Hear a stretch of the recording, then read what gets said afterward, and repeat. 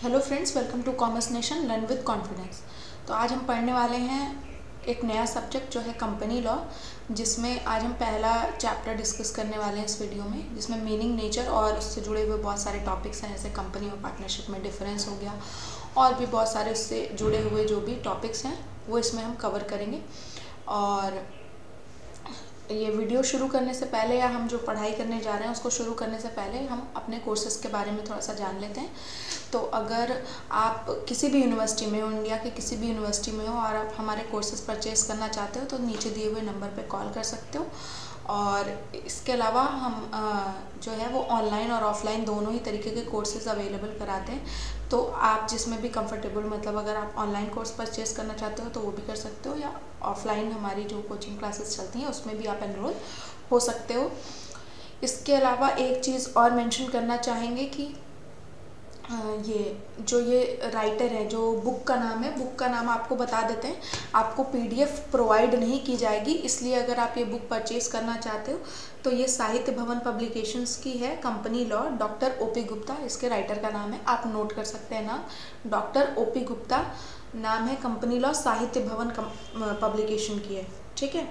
अब बुक का प्राइस 280 है, जो कि इसमें दिखा रहा है। तो आप ये मार्केट से परचेज़ कर सकते हो अगर आपको ज़्यादा अच्छे से समझना है, या आपको इसके दिए हुए जो नोट्स हैं जिससे हम पढ़ा रहे हैं वो अगर समझ में आ रहे हैं तो आप ये बुक परचेज़ कर सकते हो, क्योंकि आपको पीडीएफ अवेलेबल नहीं कराई जाएगी, ठीक है।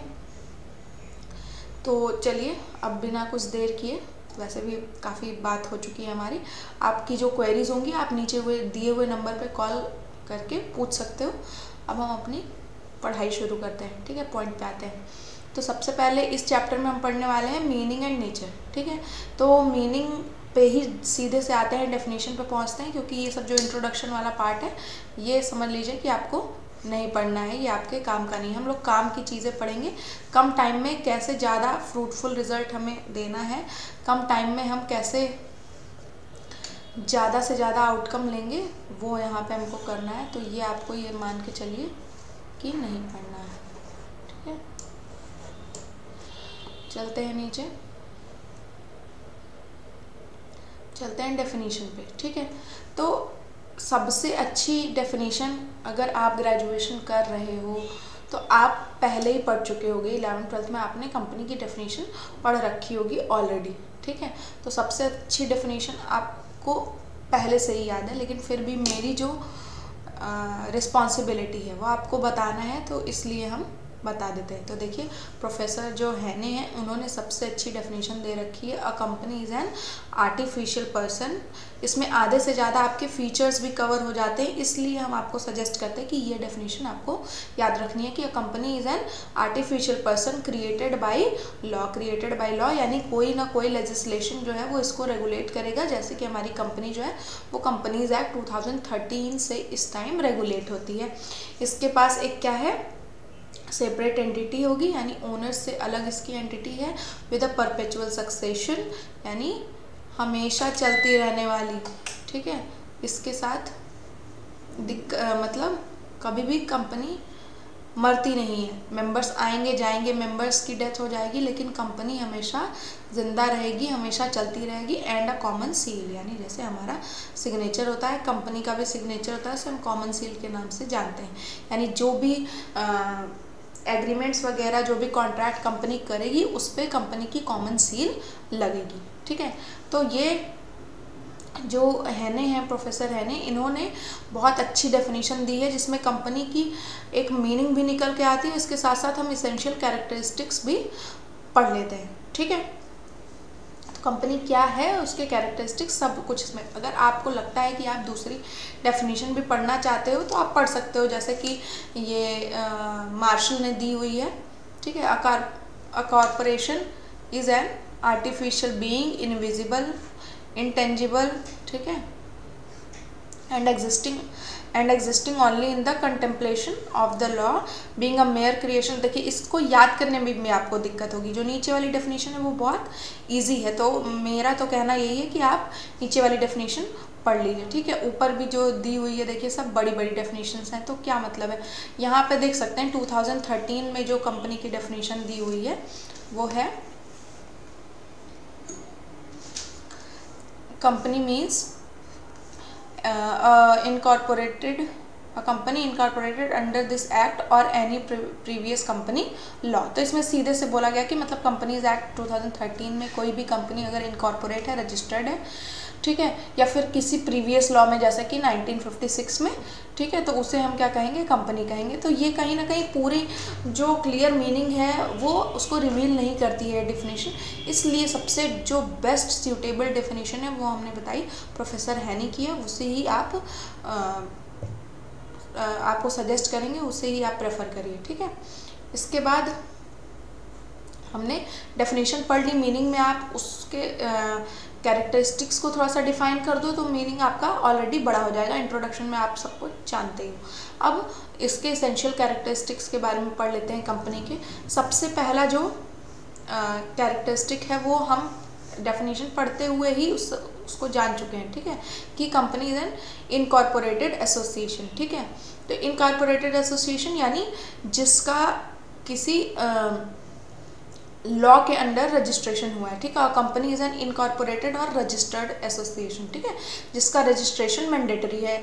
जैसे कि आप सोल प्रोप्राइटरशिप बिजनेस के बारे में जानते हो कि उसका रजिस्ट्रेशन जरूरी नहीं होता है, इसलिए उसको इनकॉर्पोरेटेड एसोसिएशन नहीं कहते हैं हम। It is created either by an act of legislature or by registration under the companies act. तो मतलब कोई एक्ट पास होगा, जैसे पब्लिक कंपनीज होती हैं, लिस्टेड होती हैं स्टॉक एक्सचेंज में, तो या तो किसी एक्ट या फिर रजिस्ट्रेशन के थ्रू वो किसी भी एक्ट में रजिस्टर्ड होंगी। And unincorporated association can not be called a company.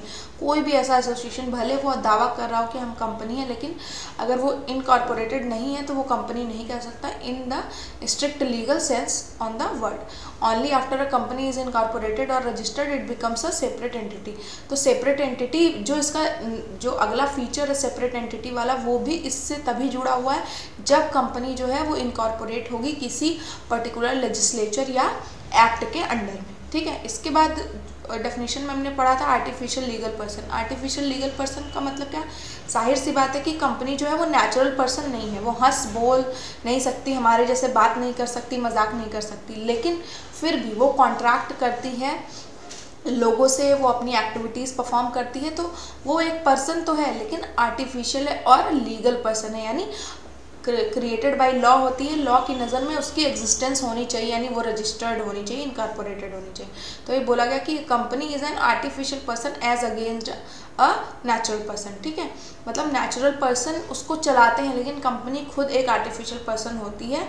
It is created by a process of law, तो लॉ के थ्रू क्रिएट होती है। It has no physical existence, किसी भी तरीके की फिजिकल कंपनी की बिल्डिंग एग्जिस्ट करती है, ठीक है, कंपनी जहाँ पे, लेकिन कंपनी की फिजिकल एग्जिस्टेंस नहीं होती है कि कंपनी को आप छू सकते हो। वो जो है वो सिर्फ लॉ की नज़र में है, डॉक्यूमेंटेड है। It has no body and as such you can not shake it down in a fit of anger. It has no soul, no conscience and hence it is called an artificial person। मतलब हमारे जैसे emotions नहीं होते हैं इसके पास, जो कुछ company कर रही है वो उसके मेंबर्स के थ्रू, जो लोग उसे चला रहे हैं उसके थ्रू कर रही है, इसलिए इसको आर्टिफिशियल पर्सन कहते हैं।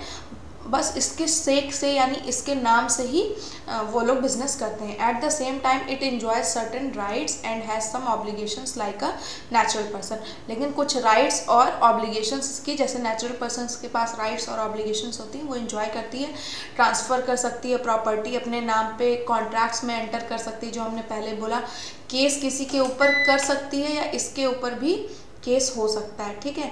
And fine for violating the provisions of the companies act, तो इसके ऊपर पेनल्टी और फाइन भी लग सकता है कंपनीज एक्ट के तहत। तो ये तो एक नेचुरल पर्सन पे ही हो सकता है, तो इसीलिए इसको पर्सन कहा गया, लेकिन ये आर्टिफिशियल पर्सन है, ठीक है। नेक्स्ट इसके फीचर को डिस्कस कर लेते हैं हम लोग। देखिए, एक चीज़ हमें ध्यान रखनी कि आपको बस पता होना चाहिए कि किस फीचर में किस चीज़ की बात की जा रही है। अगर आप चाहो तो यहाँ पे हिंदी में लिख के रख सकते हो कि एक अलग एग्जिस्टेंस है इसकी या अलग अस्तित्व है। आर्टिफिशियल पर्सन मतलब कि एक नेचुरल पर्सन नहीं है, तो आप हिंदी में लिख के रख सकते हो कि हाँ ठीक है, ये फीचर पूछा जाएगा, क्योंकि विद्यापीठ या किसी के एग्ज़ाम में आपसे पूछा जा सकता है 4 नंबर में, जैसे दे दिया गया company a company has a separate legal entity. तो डिफाइन द स्टेटमेंट या throw light on this statement. तो आपको क्या करना होगा, 4 नंबर में इस पर्टिकुलर फीचर को डिफाइन करना होगा। तो आपको पता होना चाहिए कि इस फीचर में हमें लिखना क्या है, आखिर हमें क्या डिफाइन करना है। तो कोई भी पर्टिकुलर फीचर उठा के आपको उसके बारे में एक्सप्लेन करने को बोल सकता है, या फिर 4 नंबर में क्वेश्चन आ सकता है कि एसेंशियल कैरेक्टरिस्टिक्स बताइए कंपनी के। तो आपको पता होना चाहिए, कम से कम 2 लाइन सबके बारे में एकदम सटीक आपको आनी चाहिए। तो आपको जैसे कंफर्टेबल है आप लिख भी सकते हो उसको पहचानने के लिए, ठीक है। तो सेपरेट एंटिटी का मतलब क्या है कि ओनर्स से अलग इसकी एग्जिस्टेंस होती है। जैसे सोल प्रोप्राइटरशिप में क्या होता है कि उसका बिजनेस और सोल प्रोप्राइटरशिप दोनों को अलग नहीं किया जा सकता। यानी अगर उसके बिजनेस में कोई भी फ्रॉड होता है तो लाइबल किसे किया जाएगा, आपके सोल प्रोप्राइटर को। लेकिन कंपनी के साथ ऐसा नहीं है, ठीक है। A company after it is incorporated acquires a separate entity or what is called a juristic personality, ठीक है। कॉर्पोरेट पर्सनैलिटी इसकी हो जाती है entirely distinct from the individual members constituting it. जिन्होंने इसे बनाया है उससे अलग इसकी एंटिटी हो जाती है, यानी उनके एक्ट से कंपनी बाइंड नहीं होगी, ठीक है। It has the right to own and transfer property. वो अपने नाम पे प्रॉपर्टी खरीद भी सकती है और ट्रांसफ़र भी कर सकती है, ठीक है। It can sued and be sued in its own name. देख रहे हैं आप, जहाँ पे भी हम लोग पढ़ रहे हैं जैसे आर्टिफिशियल लीगल पर्सन, तो उसमें भी यही बोला जा रहा है, as well as outsiders. Even if a shareholder owns virtually the whole of its capital the company is a separate legal entity. यानी एक ही शेयर होल्डर के पास अगर पूरे भी शेयर्स हैं तो भी ये नहीं कहा जाएगा कि शेयर होल्डर और कंपनी एक ही है। कंपनी अलग एंटिटी मानी जाएगी और शेयर होल्डर अलग माना जाएगा लॉ की नज़र में, as distinct from a shareholder, ठीक। ये बोल दिया गया। तो एक सैलोमन वर्सेस सॉलोमन का कोई केस था, उसमें ये एनंसिएट किया गया था। अभी आगे जब आपको पढ़ाएंगे एक थ्योरी होती है कॉर्पोरेट वेल थ्योरी, जिसका 14 नंबर में क्वेश्चन आता भी है, ठीक है। कॉर्पोरेट वेल थ्योरी के बारे में बताया जाएगा कि कब कब कंपनी और उसके मेंबर्स को एक ही मान लिया जाता है। यानी ये जो सेपरेट लीगल एंटिटी वाला जो पर्दा है इसको हटा दिया जाता है। कॉर्पोरेट वेल मतलब वही पर्दा होता है, ठीक है। तो यहाँ पे इसको पढ़ने की ज़रूरत नहीं है, ये पूरे केस के बारे में दिया हुआ है। नेक्स्ट फीचर पे हम लोग चलते हैं, परपेचुअल एग्जिस्टेंस, ठीक है। नेक्स्ट फीचर क्या है, परपेचुअल एग्जिस्टेंस। कहने का मतलब कि कंपनी कभी मरती नहीं है, ठीक। कंपनी कभी मरती नहीं, यहाँ पे आप लिख सकते हो। मोस्ट इंपॉर्टेंट यहाँ इसलिए लिखा हुआ है क्योंकि इससे 4 नंबर में क्वेश्चन पूछा जा सकता है कि please throw light on this feature of the company, या फिर इस स्टेटमेंट पे भी कि company has a perpetual existence. तो कंपनी को बोला गया कि कंटिन्यूड एग्जिस्टेंस रहती है, मेंबर्स उसके जो हैं वो बदलते रहेंगे, आते जाते रहेंगे, शेयर होल्डर्स शेयर बेचेंगे, कल दूसरी कंपनी के शेयर होल्डर बन जाएंगे, लेकिन कंपनी हमेशा एग्जिस्ट करेगी। सेपरेट एंटिटी होती है। It is comparatively more stable than a sole tradership or partnership. जैसे पार्टनरशिप ख़त्म हो जाती है, एक पार्टनर गया दूसरा आया, या पार्टनर्स म्यूचुअल एग्रीमेंट से उसको ख़त्म कर सकते हैं, लेकिन कंपनी की क्या होती है, परपेचुअल एग्जिस्टेंस होती। जब तक प्रॉपर वाइंडिंग अप का प्रोसीजर फॉलो करके उसको बंद नहीं किया जाएगा तब तक कंपनी एग्जिस्टेंस में रहेगी। The life of the company is not dependent upon the life of the individual members. तो इसकी लाइफ जो है इंडिविजुअल मेंबर्स की लाइफ पे डिपेंड नहीं करती। द डेथ, इंसॉल्वेंसी, इंसैनिटी और रिटायरमेंट ऑफ एनी मेंबर और director does not affect the life of the company. Even the death of all the members will not mean the death of the company.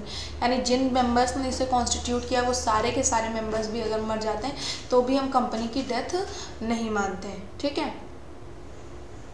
तो यहाँ पे ये सब बकवास दिया हुआ है, जो भी इससे हमको मतलब नहीं, हमें बस ये जानना है कि members can go, members can come, but जो कंपनी है वो एग्जिस्ट करती रहेगी इनफाइनाइट टाइम तक, उसकी एग्जिस्टेंस रहेगी, ठीक है। मतलब उसकी लाइफ जो है वो किसी के भी मरने या ज़िंदा होने से अफेक्ट नहीं होती है कंपनी, ठीक है। ये हो गया। इसके बाद जो 5th फीचर है वो है हमारा कॉमन सील। तो ये भी बहुत ज़रूरी है।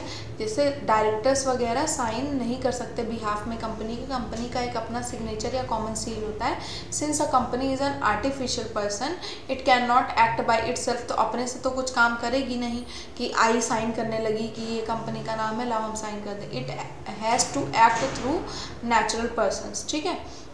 मतलब नेचुरल पर्सन इसको ऑपरेट कर रहे हैं, जो डायरेक्टर्स हैं उन्हीं के थ्रू इसको एक्ट करना है। The directors while entering into contracts on behalf of the company. भाई कंपनी तो खुद से कॉन्ट्रैक्ट में एंटर होगी नहीं, उसके बिहाफ में डायरेक्टर्स एंटर होंगे, लेकिन वहाँ पे साइन किसका होगा, कंपनी का होगा, जो कि उसकी कॉमन सील होती है by law to affix the company seal if there is any as a token of its signature. यानी सिग्नेचर का वो टोकन रहता है।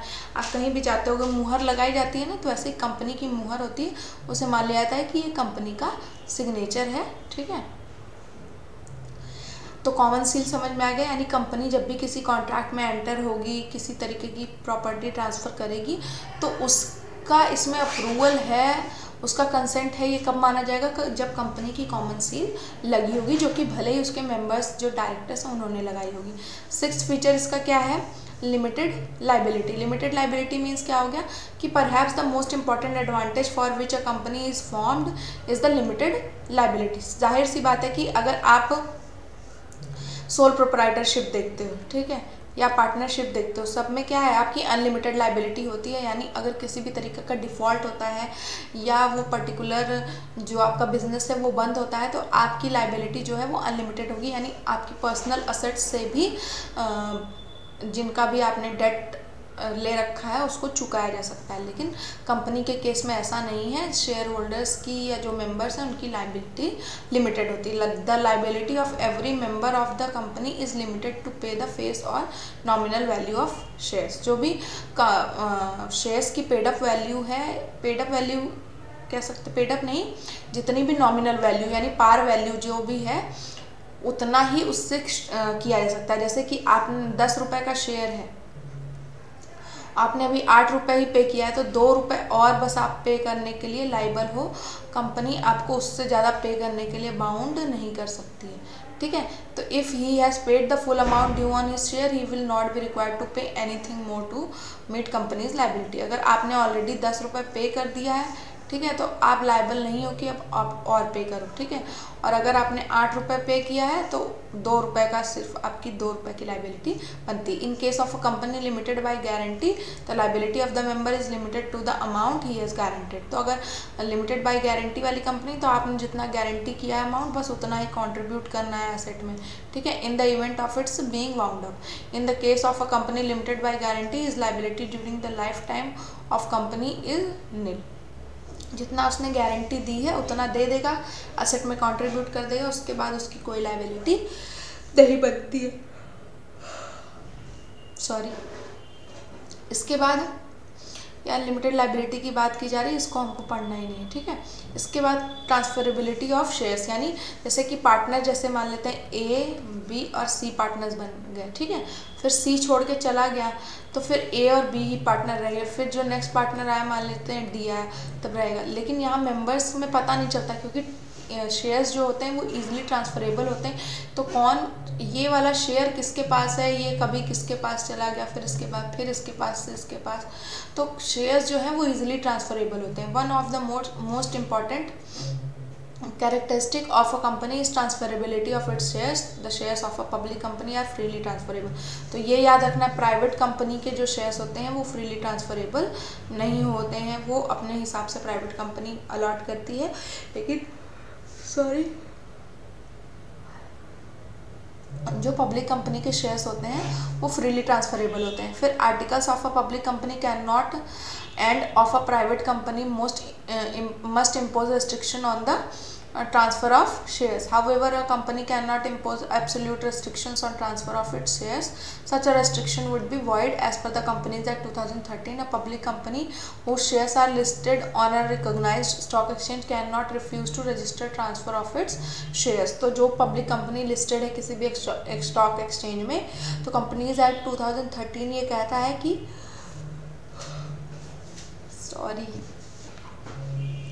ठंड का मौसम है, नींद आने लगती है। ठीक है, तो ये कहता है कि आप रिफ्यूज़ नहीं कर सकते, आपके जो शेयर्स हैं वो इजीली ट्रांसफरेबल होंगे। ठीक है, इसके बाद नेक्स्ट फीचर है सेपरेट प्रॉपर्टी। ये बहुत ज़्यादा इंपॉर्टेंट तो नहीं है, लेकिन फिर भी अगर आपको कंटेंट चाहिए लिखने के लिए तो आपको पता होना चाहिए। It is a corollary of the concept of separate entity. तो जो सेपरेट एंटिटी है उसी का कोलोररी है, ठीक है। A company is regarded as a separate entity distinct from its members. Such a company is capable of owning, enjoying and also of transferring property in its own name. तो यानी जो भी प्रॉपर्टी उसने खरीदी है, जो उसके पास है, वो उसकी अपनी property. Although its members or shareholders contribute its capital, yet they are not the joint owners of the property, ठीक है। तो जो भी प्रॉपर्टी, जैसे कोई असेट खरीदी है कंपनी में, तो उसमें भले ही पैसा शेयर होल्डर्स का ही लगा है, लेकिन वो जो है वो जॉइंट ओनर्स नहीं कहलाएंगे। उसकी इकलौती मालकिन जो होगी वो आपकी कंपनी ही होगी, ठीक है। No member can claim himself to be the owner of the company's property during its existence or on its winding up. यानी ये नहीं कह सकता कि इसमें तो मेरी कैपिटल लगी थी, ये बिल्डिंग मेरे पैसे से खरीदी गई है तो ये मेरी हो जाएगी, ठीक। यहाँ पे कुछ केस दे रखा है, इसको पढ़ने की ज़रूरत नहीं, अगर आपका मन हो तो आप पढ़ भी सकते हो। इसके बाद है कैपेसिटी टू स्यू, यानी कंपनी जो है वो किसी को भी कोर्ट में घसीट सकती है। Company is a separate legal entity, as such it can sue and be sued in its own name. तो ये तो साथ में मान लीजिए कि जो हलवा पूड़ी हम लोग नहीं कहते कि हाँ दे दो, तो ऐसे फीचर्स हैं, ये बहुत ज़्यादा इंपॉर्टेंट नहीं। शुरू के जो फीचर्स थे, incorporated association, artificial person created by law, separate legal entity, perpetual existence, common seal, ये सारे इंपॉर्टेंट फीचर्स हैं। इनको आपको अच्छे से देख लेना है कि अगर इस फीचर्स को एक्सप्लेन करने को आता है इन सब फीचर्स में से किसी को भी, तो आप कैसे लिखोगे, ठीक है। इसके बाद एक बहुत ही अच्छा सा टॉपिक है, बहुत कुछ लिखने में इसको नहीं मिलेगा आपको इसमें, लेकिन फिर भी ये 4 नंबर में क्वेश्चन आता है, company is not a citizen, ठीक है।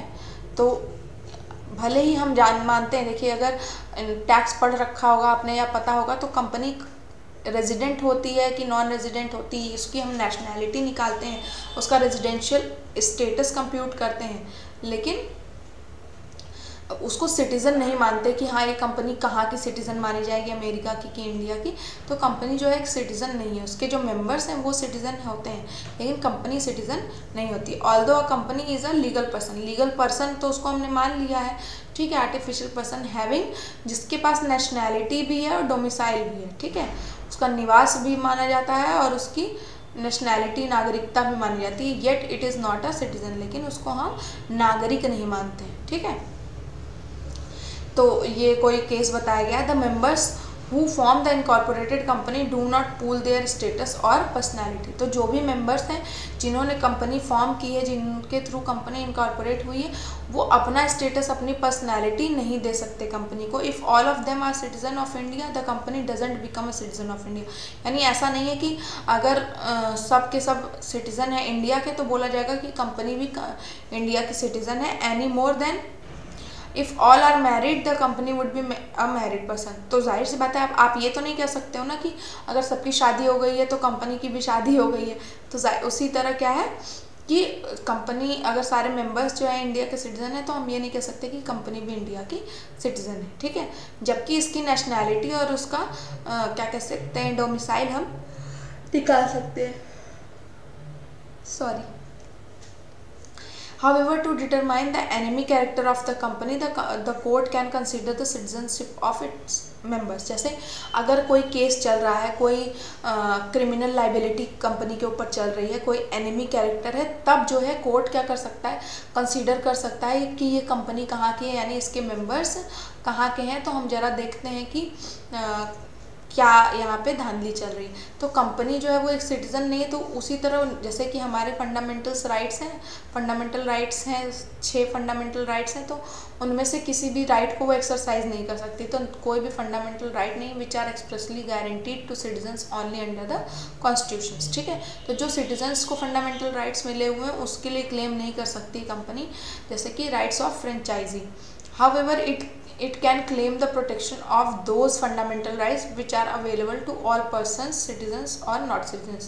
लेकिन ऐसे राइट्स जो कि नॉन सिटीजन्स या सभी पर्सन्स को मिले हुए हैं उनके लिए क्लेम कर सकती है, जैसे फ्रीडम ऑफ ट्रेड या कॉमर्स। जैसे हम किसी को रिस्ट्रेन नहीं कर सकते ट्रेड करने से, तो ये जो राइट है ये कंपनी के पास भी होता है। कैन नॉट बी कर्टेल्ड और टेकन अवे। कर्टेल्ड मतलब उसके ऊपर पर्दा नहीं डाला जा सकता या फिर उससे छीना नहीं जा सकता। Again, although a company is not a citizen yet it has a nationality. उसकी अपनी नेशनैलिटी होती है, डोमिसाइल उसका रेजिडेंस होता है, ठीक है। तो जहाँ पे भी कंपनी इनकॉर्पोरेट हुई, जैसे कंपनीज एक्ट ऑफ इंडिया, ठीक है, इंडियन कंपनीज एक्ट 2013 में उसका रजिस्ट्रेशन हुआ, तो वो क्या हो जाएगी, वो डोमिसाइल हो जाएगी यहाँ की। इसके बाद कंपनी को रेजिडेंट कहाँ का माना जाएगा, जहाँ पे उसके जो मैनेजमेंट होगा उसका सेंट्रल कंट्रोल जो रहेगा, सेंटर रहेगा, नहीं हम लोग कहते हैं कि कंट्रोल और मैनेजमेंट जहाँ पे है वही उसका रेजिडेंट हो जाएगा इज एक्सरसाइज, ठीक है, ये बोल दिया गया। तो यहाँ पे जो ये वाली बात की गई है कि कभी कभी क्या किया जा सकता है, एनिमी कैरेक्टर वगैरह निकलता है, तो कोर्ट क्या कर सकती है, मान सकती है कि कंपनी जो है वो सिटीजन्स के कैरेक्टर पर डिपेंड करती है, मतलब सिटीज़न और कंपनी को एक ही मान लिया जाएगा, यानी जो मेंबर्स हैं उसके। तो उसी से रिलेटेड एक थ्योरी दी हुई है, lifting or piercing the corporate well. Well मतलब क्या होता है, पर्दा होता है, कर्टन होता है, ठीक है। यानी कॉर्पोरेट वेल होता क्या है, यानी इधर देखिए, जैसे इधर ये कंपनी है और इधर मेंबर्स हैं और बीच में एक पर्दा है जो हटाया नहीं जा सकता, यानी कंपनी की अलग एंटिटी है और उन मेंबर्स की अलग एंटिटी है। लेकिन कभी कभी ऐसे केसेस आते हैं जिसमें इस पर्दे को हटाना पड़ता है। लिफ्टिंग मतलब पर्दा उठाना, या पियर्सिंग मतलब इसको फाड़ना पड़ता है, ठीक है, फाड़ना। पियर्सिंग एक्चुअली में उसका मतलब होता है छेद करना, ठीक है। जैसे कान में हम लोग पियर्सिंग कराते हैं, लड़कियां जानती होंगी ऑलरेडी, ठीक है, तो लड़के भी शौक में आ गए। तो इसको आप याद रख सकते हो, गाना लिख लो, पर्दे में रहने दो, पर्दा ना उठाओ, पर्दा जो उठ गया तो भेद खुल जाएगा, तो वही भेद खुलने वाला। तो जब कभी भेद खोलना होता है तो इस पर्दे को उठाना पड़ता है ट्रिब्यूनल को, या आप कह सकते हो कोर्ट को, ठीक है। तो बोला गया यहाँ पे, देखिए जल्दी जल्दी से देख लेते हैं कि a company is regarded as a separate entity distinct from its members, ठीक है। तो ये इस केस में ही इस थ्योरी की बात आई थी, तभी से थ्योरी ईजाद हुई थी। As such the members can not be held liable for the acts of the company, यानी कंपनी ने जो भी एक्ट किया इसके लिए मेंबर्स लाइबल नहीं होते हैं, ठीक है, ये बोल दिया गया। दस देयर इज अ वेल, जिसको हम कर्टेन या क्लॉक कह सकते हैं, between the company and its members. Ordinarily the court और tribunal will not look behind the corporate entity, ठीक है। मतलब नॉर्मल केसेस में जो कोर्ट है या ट्रिब्यूनल है वो ये नहीं देखता है कि हाँ मेंबर्स ने क्या किया, कंपनी ने जो भी एक्ट्स हैं कंपनी के उसके लिए कंपनी खुद से बाइंड होगी, ठीक है। द कोर्ट और tribunal will not see who are the real person controlling the company. तो कंपनी जो भी कर रही है उसके लिए कंपनी पे ही केस किया जाएगा, कंपनी को ही जिम्मेदार ठहराया जाएगा। कोई कोर्ट या ट्रिब्यूनल ये नहीं देखता है कि उसके पीछे किन रियल पर्सन्स का हाल है, मतलब कि चाल है या किन का हाथ है जो भी करने में। लेकिन however this concept of separate entity can not B misused by the members. लेकिन कभी कभी इसी पर्दे का, कि पर्दा लगा है कोई देख नहीं रहा है, इस पर्दे का लोग मिसयूज़ भी कर लेते हैं। तो उस मिसयूज़ को बचाने के लिए, जैसे कि टैक्सेस बचाने के लिए या फ्रॉड करने के लिए पीपल्स पे, कि हमारे ऊपर तो केस होगा नहीं, कंपनी पे केस होके क्या ही हो जाएगा, ऐसा अगर आप मिस यूज़ करते हो तो उसके लिए ये थ्योरी को अपलिफ्ट करना पड़ता है, यानी इसी को हम कहते हैं lifting or piercing the corporate veil. In such cases the court और tribunal can not be a silent spectator. तो शांति से देखेगा नहीं, वो क्या करेगा, पर्दा हटाएगा, पियर्स करेगा या उठा देगा और देखेगा कि कौन रियल पर्सन्स हैं जिनकी एक्टिविटीज़ के थ्रू कंपनी जो है वो फ्रॉड कर रही है, ठीक है, जो कौन इतना चालाकी करा, फिर उनके ऊपर केस भी होता है, ठीक है। This is known as lifting or piercing the corporate veil. तो दो तरीके के, अगर हम ब्रॉडली देखें तो दो तरीके के सर्कमस्टांसेस होते हैं जिसमें कोर्ट या ट्रिब्यूनल को क्या करना पड़ता है, कॉर्पोरेट वेल यानी इस पर्दे को हटाना पड़ता है और रियल पर्सनस को रिकॉग्नाइज करके उनके ऊपर केस चलाना होता है। तो दो जो ब्रॉड कैटेगरीज हैं उसमें पहला जो कैटेगरी है ए, वो है cases falling under judicial decisions, ठीक है, मतलब जुडिशियल डिसीजंस में जो केसेस आते हैं वो, और एक है cases falling under express statutory provisions. यहाँ पे कोई डिसीजन नहीं होना है, लेकिन आपको खुद से पता है कि हाँ आपकी क्या जिम्मेदारी है, स्टैट्यूटरी प्रोविजंस आपको पता है, जो एक्सप्रेस्ड स्टैट्यूटरी प्रोविजंस है उनके अंडर भी आप कई बार ये पर्दा उठाना पड़ता है, ठीक है। तो देखिए पहला जो category cases falling under judicial decisions, तो उसमें सबसे पहला प्रोटेक्शन ऑफ रेवेन्यू। तो जैसे भाई अगर कंपनी के नाम पे कि हाँ हमारी अलग एग्जिस्टेंस है और टैक्स बचाने की कोशिश करते हैं, मेंबर्स टैक्स की चोरी करते हैं या कोई भी ऑब्लिगेशन है उसको देने से कतराते हैं तो क्या है, रेवेन्यू सरकार को नहीं मिलेगा। तो इस रेवेन्यू के प्रोटेक्शन की वजह से भी ये जो कॉर्पोरेट वेल थ्योरी है इसको लिफ्ट करना पड़ता है, यानी मेंबर्स और कंपनीज को एक ही मानना पड़ता है। The court have lifted the corporate veil where it was used to evade taxes or circumvent tax obligations. ठीक है, तो कभी भी अगर आप कंपनी को आड़े रख के, कंपनी को आगे रख के उसके कंधे पे रखकर गोली चलाओगे कि हाँ हम टैक्स ना दें या हम अपने ऑब्लिगेशंस से बच जाए, तो यहाँ पे आपको कोर्ट या ट्रिब्यूनल नहीं छोड़ेगा। आप कंपनी के एक्ट के लिए मतलब बाउंड हो गए। वहाँ पे आपको जो भी उसकी फाइन बनता है या जो भी उसके कंपनसेशन होगा वो पेमेंट करना पड़ेगा। ठीक है, तो यहाँ पे केस से रिलेटेड ही बताया गया था कि जो हाई कोर्ट है उसने कॉर्पोरेट वेल को लिफ्ट किया to determine the liability of directors, कि यहाँ पे डायरेक्टर्स की कितनी लाइबिलिटी बनती है जिन्होंने अपने टैक्स चोरी किए। The court observe that any director who is a party to the fraud or commissioning of any टॉट इज पर्सनली लाइबल। तो सबको पर्सनली लाइबल किया गया, जबकि इन लोगों ने तो सोच के ऐसा किया था कि कंपनी और हम अलग अलग है, तो कंपनी जो करेगी उसके लिए कंपनी को लाइबल ठहराया जाएगा। ठीक है, यही चीज़ इसमें बोली गई है। इसके बाद है प्रिवेंशन ऑफ फ्रॉड और इम्प्रॉपर कंडक्ट। तो अगर आप किसी के साथ फ्रॉड करते हो, ठीक है, keep the separate entity of the company is misused for defrauding people. अगर फ्रॉड कर रहे हो पीपल्स के साथ या लीगल ऑब्लिगेशन अवॉइड करना चाहते हो, तो जो ट्रिब्यूनल और कोर्ट है वो आपको कंपनी और आपको अलग नहीं मानेगा, वो एक ही मानेगा। कंपनी के सारे एक्ट के थ्रू आप भी बाइंड हो जाओगे। ठीक है, तो यहाँ पे केस दिया हुआ है, केस आप पढ़ लीजिएगा, समझ में आ गया। तो अगर फ्रॉड वाले केस में भी ऐसा होता है। फिर इसके बाद है determination of enemy character of a company. तो अगर कोर्ट या ट्रिब्यूनल को लगता है कि कंपनी जो है वो मतलब ऐसे पर्सन के हाथ में है जो कि एनिमी कंट्री में रह रहा है, जैसे पाकिस्तान का कोई बंदा यहाँ कंपनी खोल के आप लोगों के पैसे ले ले और फिर ना वापस करे, यानी यहाँ पे किसी को हर्ट करने के पर्पज से आ जाता है। तो when the management of a company is in the hands of persons residing in an enemy country, तब क्या करेगी कोर्ट और ट्रिब्यूनल को कॉर्पोरेट वेल को लिफ्ट करना पड़ेगा। क्यों? क्योंकि आप किसी एनिमी जो पर्सन है, एनिमी कंट्री के पर्सन के थ्रू अपनी कंपनी नहीं चलाने दे सकते अपने इंडिया में। ठीक है, तो कंपनी जो है एनिमी कैरेक्टर देखने के लिए कॉर्पोरेट वेल को लिफ्ट कर सकती है, यानी जो आपका जो बंदा है जो दूसरी कंट्री का है, एनिमी कंट्री का है, उसे और कंपनी को एक ही माना जाएगा और कंपनी को बंद करा दिया जाएगा। In such cases to allow alien enemies to trade under the garb of corporate entity will be against public policy. तो अगर यहाँ पे आके वो ट्रेड करते हैं एज एन एलियन एनिमी, तो इससे पब्लिक पॉलिसी के अगेंस्ट माना जाता है। इस केस में भी आप कॉर्पोरेट वेल को उठा सकते हैं, यानी कंपनी और उसके मेंबर को सेम मानेंगे।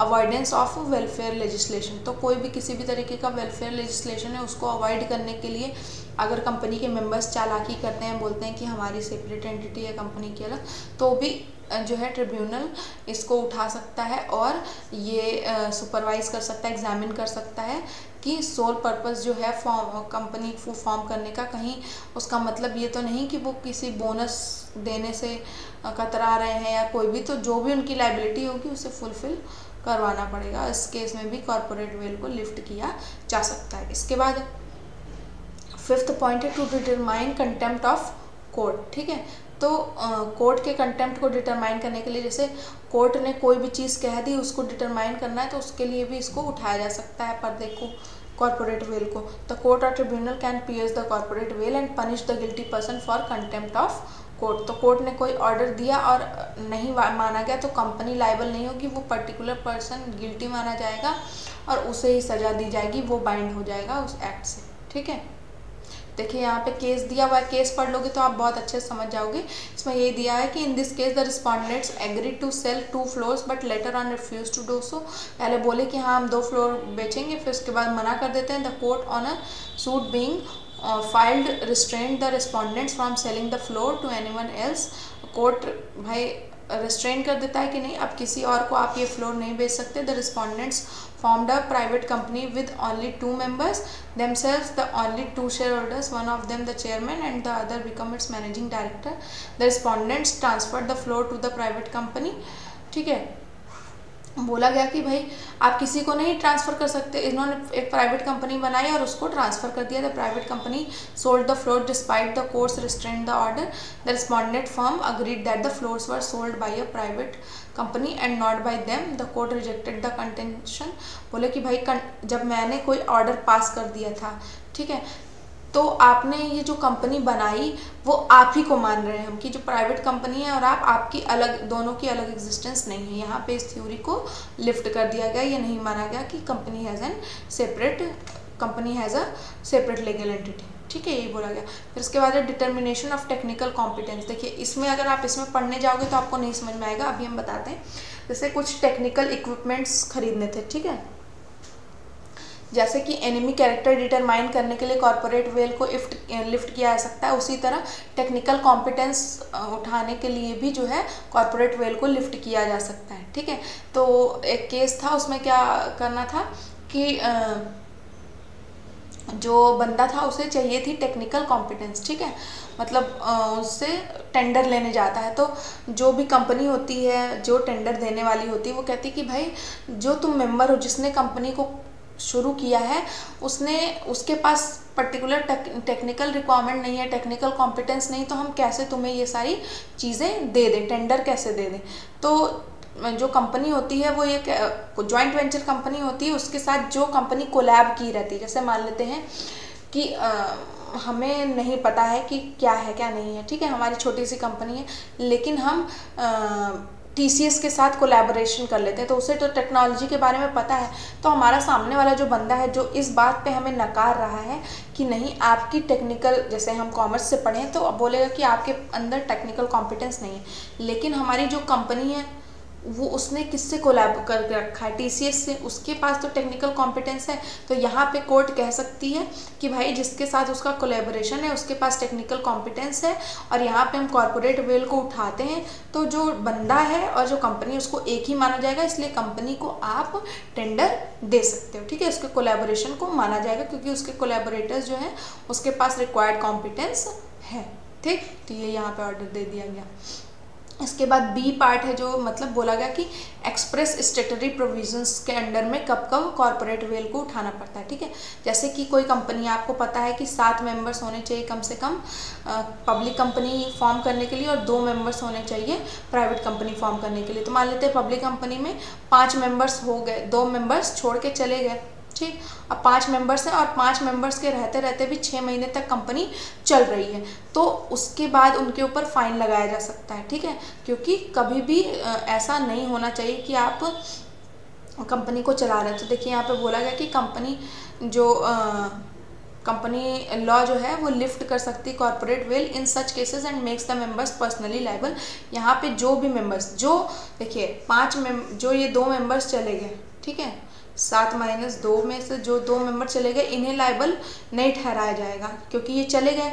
इनके जाने के बाद ये जो 5 मेंबर्स अभी भी कंटिन्यू कर रहे थे कंपनी को, ये पर्सनली लायबल होंगे despite the fact the company is a separate entity. भले ही सेपरेट एंटिटी है, लेकिन यहाँ पे कंपनी जो है वो 5 मेंबर्स के थ्रू नहीं चल सकती, इसलिए इन्हें लायबल किया जाएगा, इनसे पेनल्टी ली जाएगी। भले ही कंपनी की लायबिलिटी लिमिटेड होती है, कंपनी जो है वो सेपरेट एंटिटी है, लेकिन फिर भी ये लोग लायबल ठहराए जाएंगे। इसके बाद है मिसरिप्रेजेंटेशन इन प्रॉस्पेक्टस। तो प्रॉस्पेक्टस में अगर आप कुछ मिसरिप्रेजेंटेशन कर देते हो और उसी बेसिस पे जो है लोग आपको एप्लीकेशन मनी प्रोवाइड करते हैं, मतलब अपनी मनी प्रोवाइड करते हैं, ठीक है, तो आपने तो उस अनट्रू स्टेटमेंट के फेथ में सबसे पैसा ले लिया है, ठीक है, तो इस केस में भी क्या है कि आपको पैसा वापस करना होगा। ये नहीं कि कंपनी और आपको अलग माना जाएगा, यहाँ पे भी दोनों को सेम माना जाएगा।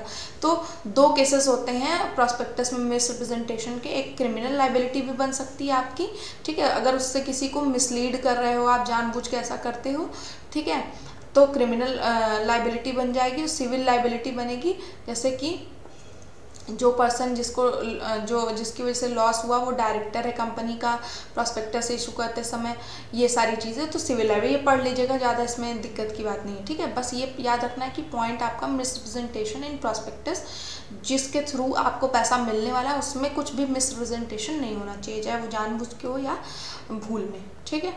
इसके बाद जो नेक्स्ट थर्ड पॉइंट है वो है fraudulently inducing person to invest money, यानी आप उसको बोलते हो कि हम आपके पैसा यहाँ लगाएंगे, इतने दिन में डबल हो जाएगा, ये हो जाएगा, और आप उससे पैसा ले लेते हो और इसके बाद वो सही जगह यूज़ नहीं करते हो। तो ये 3 आपके वो दिए हुए हैं, any agreement for or with a view to acquiring, disposing of, subscribing for or underwriting securities, और ठीक। तो यहाँ पे आप एक्वायर कर रहे हो या डिस्पोज ऑफ कर रहे हो, कोई भी सिक्योरिटीज़ को अंडर राइट करने के लिए कोई भी एग्रीमेंट कर रहे हो, ठीक है। Pretended purpose of which is to secure a profit to any of the parties, किसी को आप वादा करते हो कि हम इतना प्रॉफिट कमाएंगे तो आपको दे देंगे, ठीक है। Any agreement for or with a view to obtaining credit facilities from any bank or financial institutions, तो ये किसी से पैसा लेने के लिए आप कोई एग्रीमेंट कर लेते हो। तो अगर किसी भी पर्सन को आप फ्रॉडुलेंटली इंड्यूस करते हो गलत चीज़ बोल के पैसा इन्वेस्ट करने के लिए, तो इस केस में भी कॉर्पोरेट वेल को उठाया जा सकता है। तो कंपनी लायबल नहीं होगी, बल्कि जो मेंबर्स होंगे जिन्होंने ऐसा एक्शन किया है वो पर्सनली लायबल होंगे। इसके बाद है failure to return application money. तो जैसे आपको भी पता है कि 90% जो है वो सब्सक्रिप्शन 1 महीने में आपका आ जाना चाहिए, एप्लीकेशन मनी आ जानी चाहिए। तो मान लेते हैं 1 महीना बीत गया, या फिर जैसा भी सेबी ने लिमिट दे रखी होगी, ठीक है, 1 महीने बाद तक भी आपका 90% पैसा नहीं आया है तो आपका इशू रिजेक्ट कर दिया जाता है। तो आपको जितना जल्दी हो सकता है उतना जल्दी ये जो एप्लीकेशन मनी है उसको वापस करना है, ये नहीं कि कहीं लगा के बैठ गए। तो वो एप्लीकेशन मनी जल्द से जल्द वापस करनी होगी, इसमें फ़ाइन भी लग जाता है। आप ये याद कर सकते हो कि 1000 रुपये जितना दिन आप लेट करोगे पर डे के हिसाब से ईच डे का 1000 रुपये लगेगा, या फिर total 1 lakh rupees which ever is less, जो कम होगा, ठीक है। जैसे मान लेते हैं कि आपने 100 दिन तक पैसा नहीं दिया, तो 100 को अगर 1000 करो तो 1 लाख रुपए हो ही गया। मान लेते 200 दिन तक, 1 साल तक पूरा नहीं दिया तो ज़्यादा पैसा हो जाएगा, 3 लाख रुपए हो जाएगा, ठीक है। लेकिन यहाँ पे 1 लाख या फिर पर डे 1000 रुपये के हिसाब से जो भी कम होगा वो आपको फाइन के रूप में भरना होगा। इसके बाद है इम्प्रॉपर यूज़ ऑफ लिमिटेड और private limited words after the name of the company.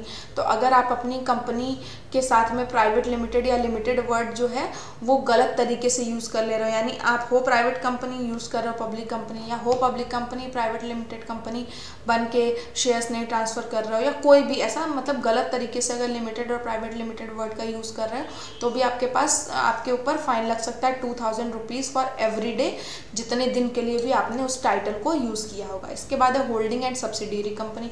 आप जानते हैं कि होल्डिंग और सब्सिडियरी कंपनी दोनों की अलग अलग एंटिटी मानी जाती है, यानी होल्डिंग कंपनी के किसी भी एक्ट के लिए सब्सिडियरी बाइंड नहीं होगी और सब्सिडियरी के किसी भी एक्ट के लिए होल्डिंग बाइंड नहीं होगी, भले ही सब्सिडियरी के पास 100% शेयर्स ही क्यों ना हो, ठीक है, ऐसा माना गया। लेकिन किसी किसी केस में ऐसा होता है, ठीक है, कि कॉर्पोरेट वेल उठा दिया जाता है कि होल्डिंग और सब्सिडियरी कंपनी में रिलेशनशिप फाइंड आउट करने के लिए कि कौन ऐसे रियल पर्सन्स हैं जो इन्हें कंट्रोल कर रहे हैं, कंपनी के अफेयर्स को कंट्रोल कर रहे हैं, ठीक है।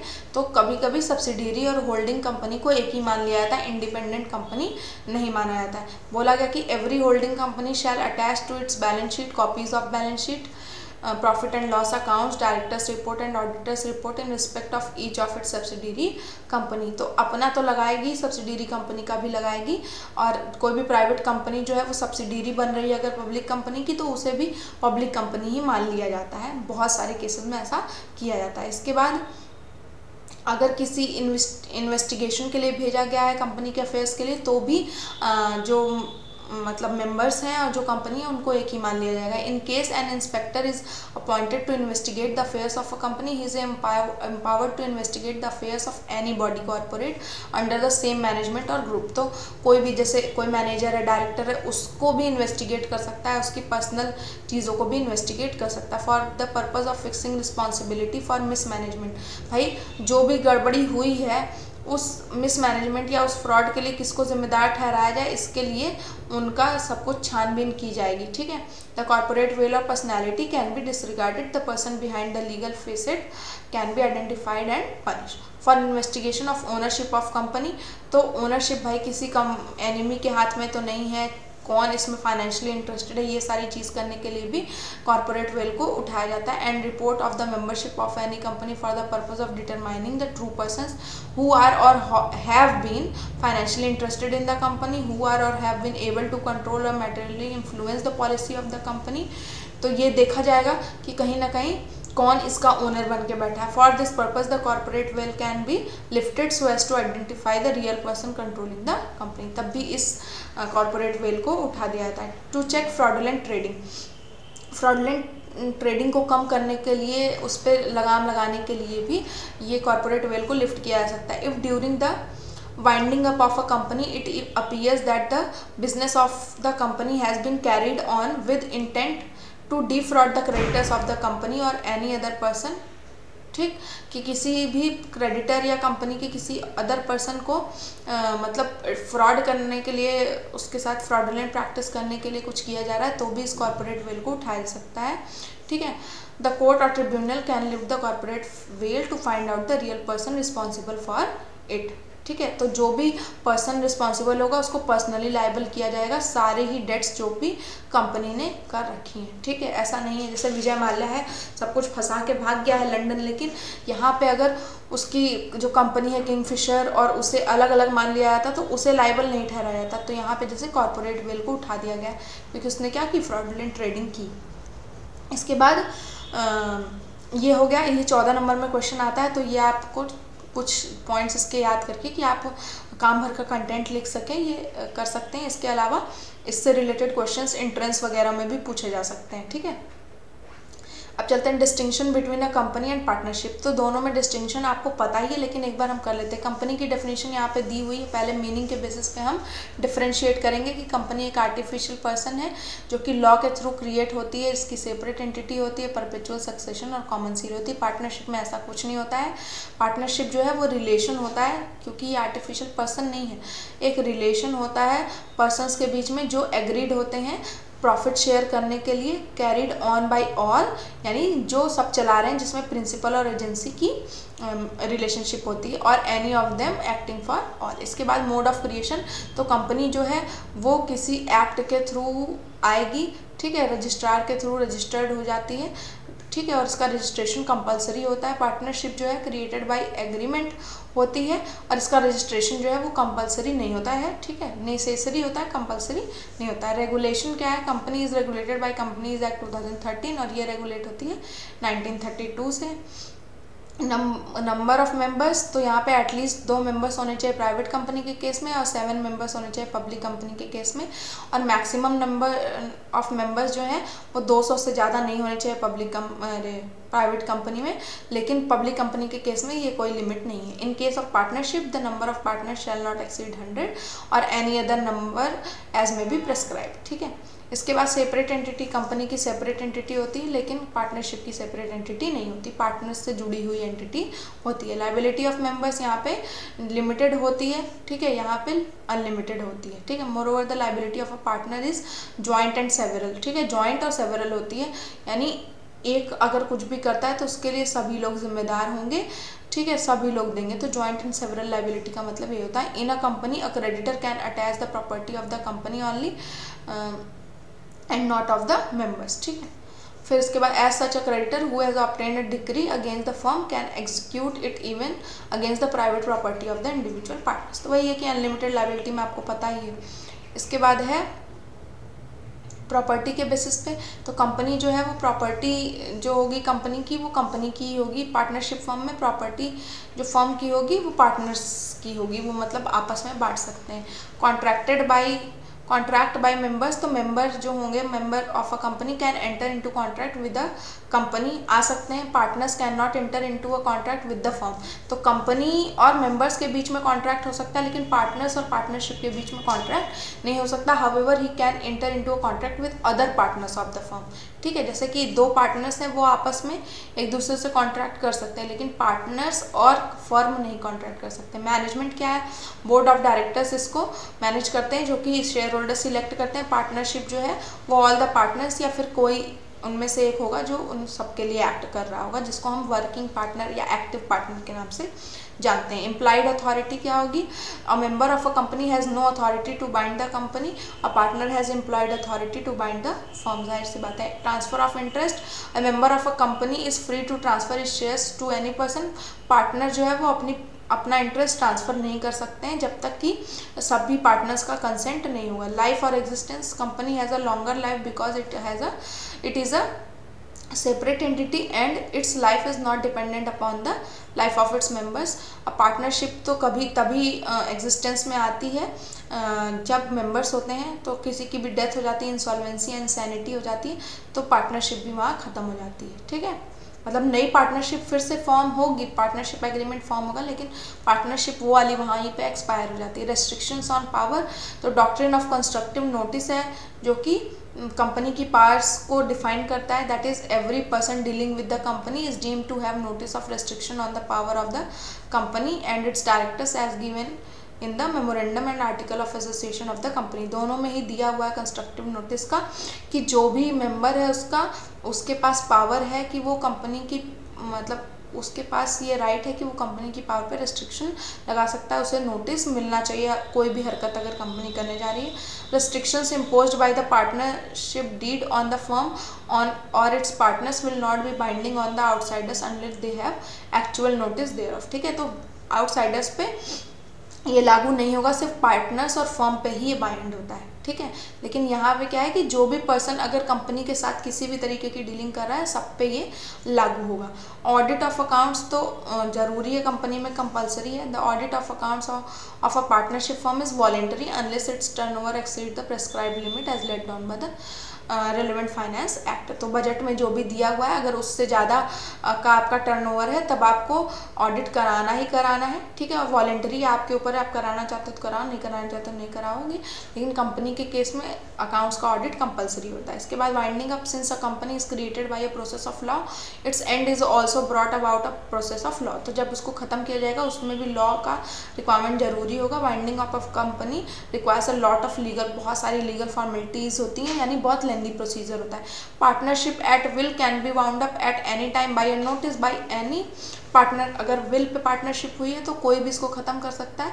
और अगर पार्टनरशिप ऑटोमेटिकली डिज़ोल्व करनी है, तो जैसे किसी की डेथ हो गई या कोई पार्टनर इंसॉल्वेंट हो गया या इनसेन हो गया, तो अपने आप ही पार्टनर जो है पार्टनरशिप डिज़ोल्व हो जाती है। कंपनी के जैसे नहीं कि पूरा प्रोसेस फॉलो करना है। ठीक है, और एट विल और कॉन्ट्रैक्ट के लिए जैसे होती है पार्टनरशिप, तो अगर हमने किसी पर्टिकुलर टेंडर के लिए, पर्टिकुलर कॉन्ट्रैक्ट के लिए पार्टनरशिप की हुई है, तो जैसे ही वो काम ख़त्म होगा टाइम पीरियड के लिए या फिर उसके लिए, तो जैसे ही वो टाइम पीरियड ख़त्म हुआ या जब भी वो कॉन्ट्रैक्ट ख़त्म हुआ उसी टाइम पार्टनरशिप भी एंड अप हो जाएगी, डिज़ोल्व हो जाएगी। ठीक, तो ये थी डिफरेंस। तो ये भी 4 नंबर में पूछा जा सकता है आपसे, पार्टनरशिप और कंपनी में डिफरेंस। तो इसके जो इंपॉर्टेंट पॉइंट्स हैं वो सब आप याद कर सकते हैं, जो बेसिस हैं इसके, और इसके बेसिस पे आप डिफरेंस कर सकते हैं। ठीक है, तो ये था हमारा फर्स्ट चैप्टर। इससे रिलेटेड जो भी क्वेरीज होंगी आप कमेंट सेक्शन में पूछ सकते हो। Thank you all. पढ़ाई करते रहिए, हेल्दी रहिए, stay healthy, stay fit, keep it up. Thank you.